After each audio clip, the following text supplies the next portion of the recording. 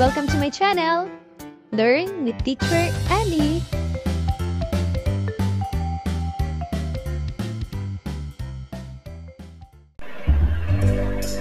Grade 1, Quarter 1, Week 3, Day 1, GMRC, na ipakikita ang pagiging matyaga sa pamamagitan ng palagiang pagtatabi ng mga naipong pera sa alkansya o mga gamit sa lagayan. Natutukoy ang mga paraan sa pag-iimpok. Narito ang isang panimulang gawain. Pagmasdan ang mga larawan sa ibaba. Ano ang ipinapakita sa larawan? Tama, alkansya. Bangko. Magaling mga bata. Ngayon, saan natin ginagamit ang alkansya? Ano ang itinatabi natin sa mga bangko? Magaling! Pagkatapos ng aralin, ang mga mag-aaral ay inaasahan na natutukoy ang mga paraan sa pag-iimpok. Ating talakayin ang mga paraan sa pag-iimpok. Bilang isang bata, mahalaga na alam mo ang paraan sa pag-iimpok. Narito ang dalawang paraan ng pag-iimpok. Una, pag-iimpok sa alkansya o mga gamit sa lagayan. Bilang bata, maaari kang gumamit ng alkansya o iba pang lalagyan kung magsisimula sa pag-iimpok. Pangalawa, pag-iimpok sa mga bangko. Kung lumago na ang iyong ipon sa malaking halaga, maaari mo itong itabi o itago sa iba't ibang mga bangko. Mahalaga na kahit bata pa lamang na tulad mo ay matuto na sa paraan ng pag-iimpok. Tandaan, ang pag-iimpok ay mahalaga sapagkat natututo kang maging responsableng tao. Ngayon naman ay gumuhit ng masayang mukha kung ang larawan ay nagpapakita ng paraan ng pag-iimpok at malungkot na mukha kung hindi.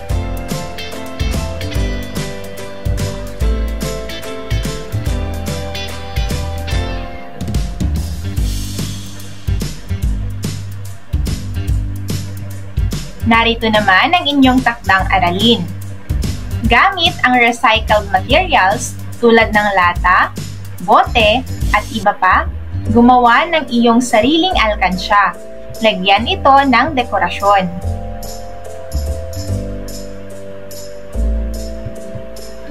Day 2, na ipakikita ang pagiging matyaga sa pamamagitan ng palagiang pagtatabi ng mga naipong pera sa alkansya o mga gamit sa lagayan.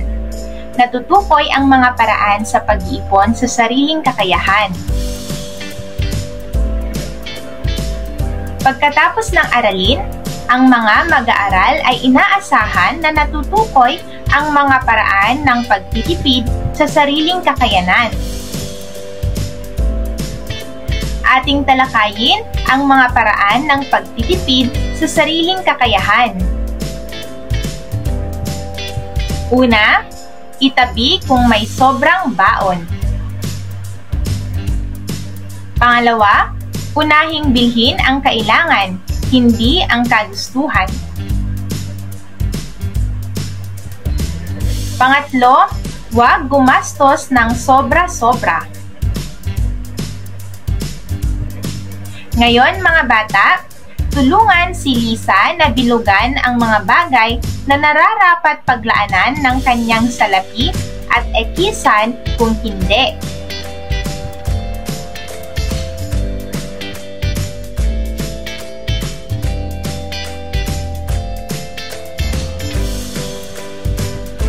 Narito ang mga sagot.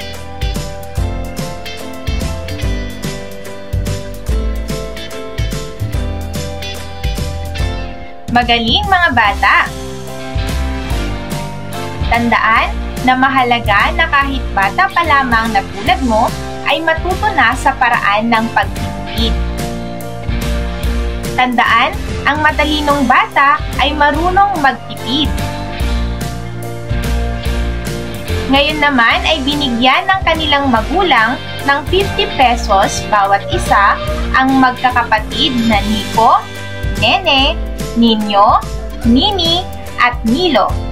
Hulayan kung saan nila mas dapat ilaan ang kanilang baon.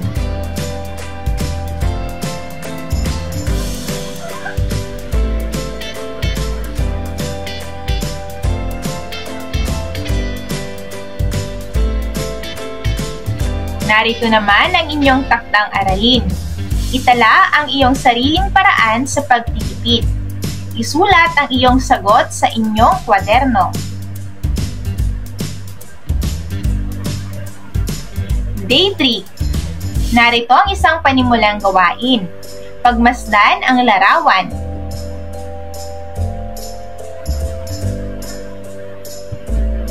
Ngayon ay sagutin ang mga tanong. Una, ano sa tingin nyo ang ginagawa ng bata?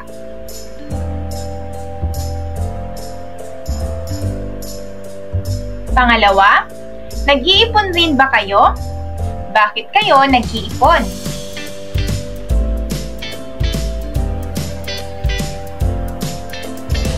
Magaling! Pagkatapos ng aralin, ang mga mag-aaral ay inaasahan na naisasaalang-alang ang sariling paraan ng pag-iimpok at pagtitipid na makatutulong upang matugunan ang kaniyang pangangailangan. Ating talakayin ang mga paraan ng pag-iimpok at pagtitipid na makatutulong sa pangangailangan. Ating basahin ang isang pabula hango sa The Ant and the Grasshopper o ang langgam at ang tipaklong ni Aesop. Maganda ang panahon. Mainit ang sikat ng araw. Maaga pa lamang ay gising na si langgam. Nagluto siya at kumain. Ilang sandali pa, lumakad na siya. Gaya ng dati, naghanap siya ng pagkain. Isang butil ng bigas ang nakita niya. Pinasan niya ito at dinala sa kanyang bahay. Nakita siya ni Tipaklong. Magandang umaga, kaibigang langgam. Bati ni Tipaklong. Kay bigat ng iyong dala. Bakit pa wala ka nang ginawa kundi maghanap at mag-ipon ng pagkain? Oo nga. Nag-iipon ako ng pagkain habang maganda ang panahon. Sagot ni langgam. Tumulat ka sa akin, kaibigang langgam, wika ni Tipaklong. Habang maganda ang panahon, tayo ay magsaya. Halika, tayo ay lumukso. Tayo ay kumanta. Ikaw na lang, kaibigang Tipaklong, sagot ni langgam. Gaya ng sabi ko sa iyo, habang maganda ang panahon, ako ay naghahanap ng pagkain. Ito'y aking iipunin para ako ay may makain pag sumama ang panahon. Lumipas pa ang maraming araw. Dumating na ang tag-ulan. Ulan sa umaga, ulan sa hapon, at sa gabi umuulan pa rin. At dumating ang panahon, kumidlat, kumulog, at lumakas ang hangin kasabay ng pagbuhos ng malakas na ulan. Ginaw na ginaw at gutom na gutom ang kawawang Tipaklong. Naalala niyang puntahan ang kaibigang si Langgam. Paglipas ng bagyo, pinilit ni Tipaklong na marating ang bahay ni Langgam. Bahagya na siyang makalukso. Wala na ang dating sigla ng masayahing si Tipaklong. Tok, tok, tok. Nang buksan ni Langgam ang pinto, nagulat siya. Aba, ang aking kaibigan, wika ni Langgam. Tuloy ka, Tipaklong. Binigyan ni Langgam ng tuyong damit si Tipaklong. Mabilis na naghanda siya ng pagkain. Ilan pang sandali at magkasalong kumain ng mainit na pagkain ang magkaibigan. Salamat, kaibigang langgam, wika ni Tipaklong. Ngayon, ako naniniwala sa iyo. Kailangan nga palang mag-ipon habang maganda ang panahon at nang may makain pagdating ng taggutom. Mula noon, nagbago si Tipaklong. Pagdating ng tag-init at habang maganda ang panahon, ay kasama na siya ng kanyang kaibigang si Langgam. Natuto siyang gumawa at higit sa lahat, natuto siyang mag-impok. Ang aral ng kwentong ating binasa ay mag-impok habang maganda ang sitwasyon upang maging handa sa anumang suliranin sa hinaharap. Ngayon, mga bata, sagutin ang mga tanong batay sa kwentong napakinggan. Bilugan ang tamang sagot. Una, ano ang pamagat ng kwento? A. Si Pagong at si Matching. B. Si Langgam at si Tipaklong.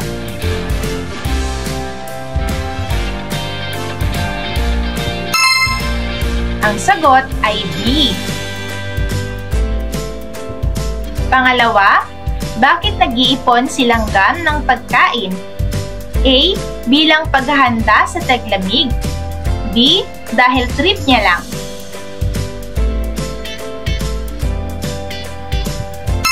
Ang sagot ay A. Pangatlo, ano naman ang ginagawa ni Tipaklong habang si Langgam ay nagsisipag? A. Nag-iipon rin ng pagkain. B. Nagsasaya at nagpapahinga. Ang sagot ay B. Pang-apat, bakit kay Langgam humingi ng pagkain si Tipaklong? A. Bilang dahil may pinatabi siyang pagkain. B. Dahil wala na siyang mahanap na pagkain.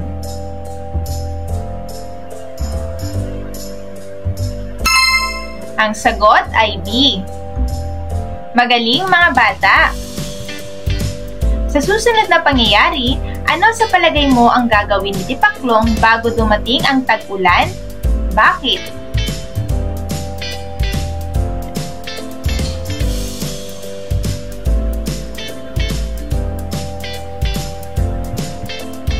Ang pag-iimpok ay nagpapaalala sa atin ng halaga ng pag-iipon para sa hinaharap na pangangailangan.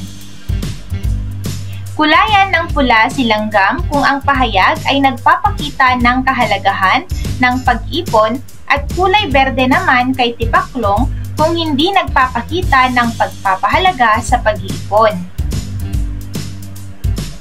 Una, masinop na iniipon ni Carla ang sobra niyang baon upang pambili ng bagong sapatos.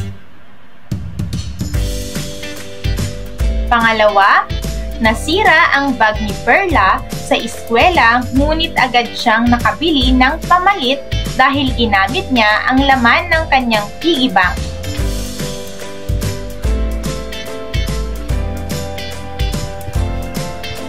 Pangatlo, ibinili ni James ang laruang text ang kanyang sobrang baon. Pang-apat, may proyektong dapat bilhin si Andrew ngunit pinanlaro na niya sa computer games ang natira niyang baon.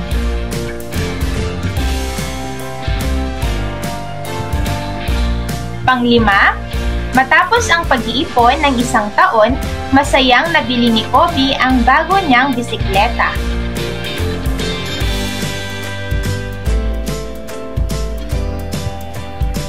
Narito naman ang inyong takdang aralin. Itala ang iyong sariling paraan sa pagtitipid. Isulat ang iyong sagot sa inyong kwaderno.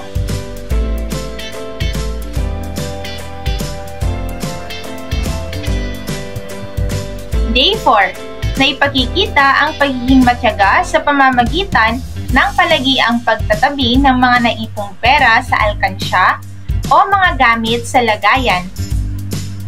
Nailalapat ang mga paraan ng pag-iimpok at pagtitipid. Halimbawa, pagtatabi ng pera o gamit sa paaralan.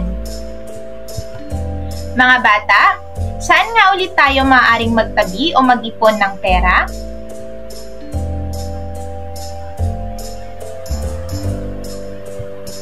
Magaling!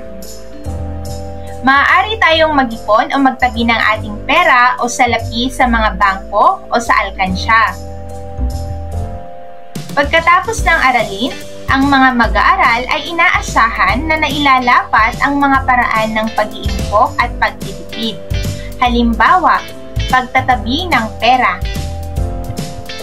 Ating talakayin ang kahalagahan ng pagtatabi ng pera. Bakit nga ba mahalaga ang pagtatabi ng pera o salapi? Una, nagagamit kapag nagkaroon ng mga emergency tulad ng aksidente at pagkakasakit.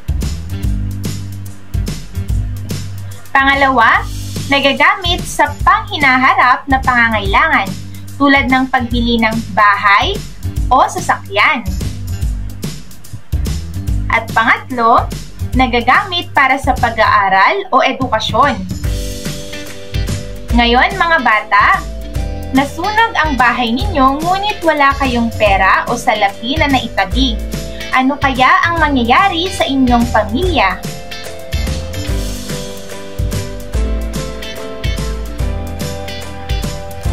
Dapat ba na mayroon kang naitatabing pera sa lahat ng oras? Bakit?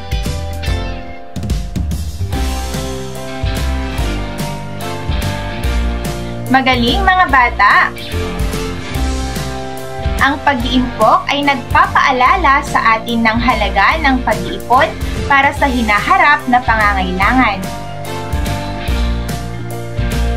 Kulayan ang piggy bank kung ang larawan ay nagpapakita ng pagpapahalaga sa pagtatabi ng pera o salapi.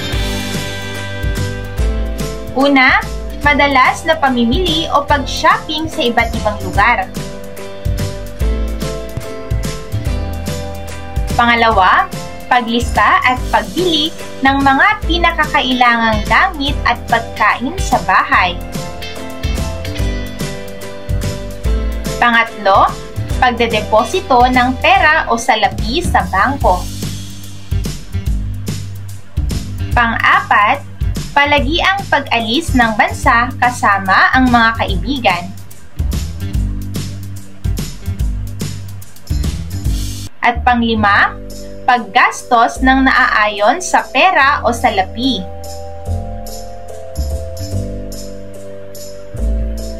Narito naman ang inyong takdang aralin. Bumuo ng acrostic gamit ang salitang tipid. Isulat sa bawat titik kung paano mo pinapahalagahan ang pagtatabi ng iyong pera o salapi.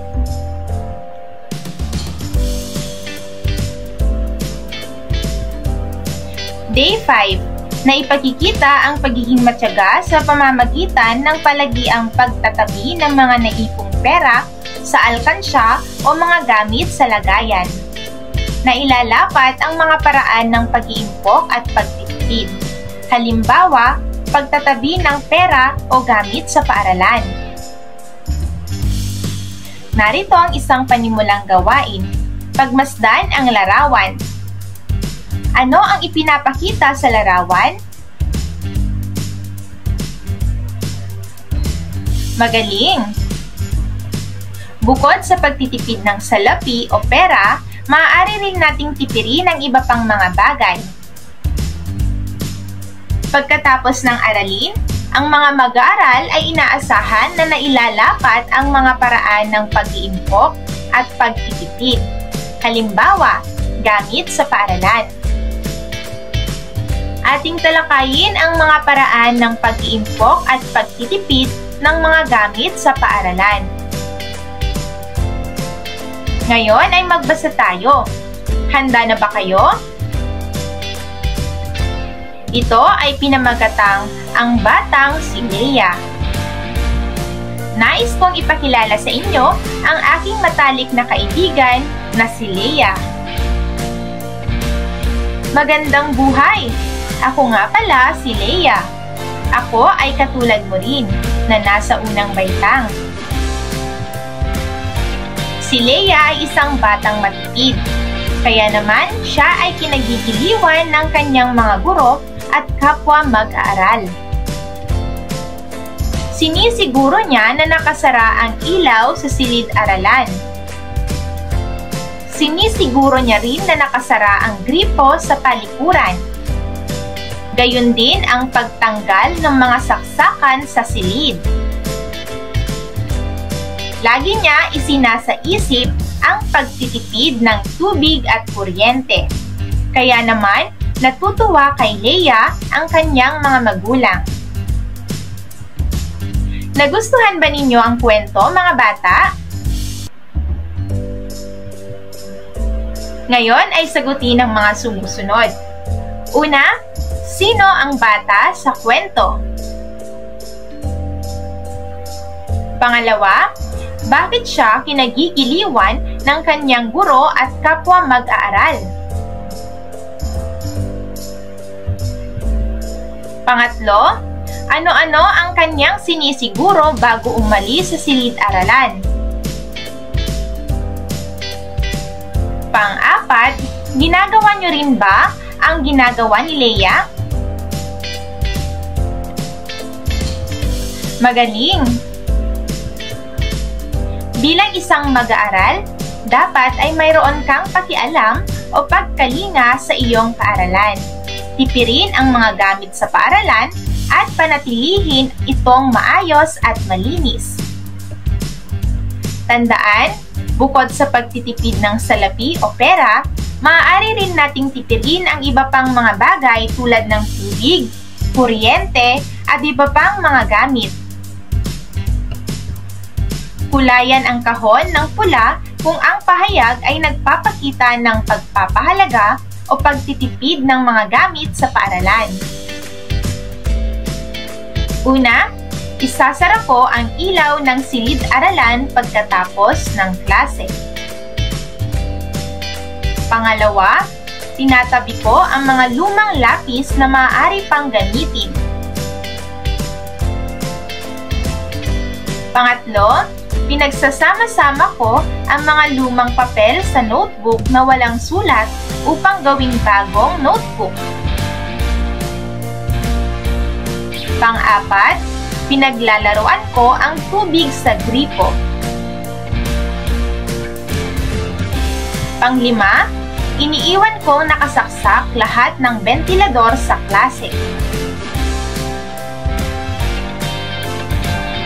Narito naman ang inyong takdang aralin.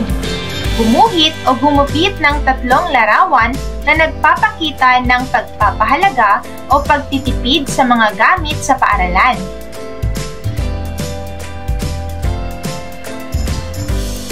Mahusay, mga bata! End of Week 3. Thank you for watching! Also, don't forget to like, share, subscribe, and click the notification bell for you to be updated on our latest videos. See you on our next lesson. Goodbye!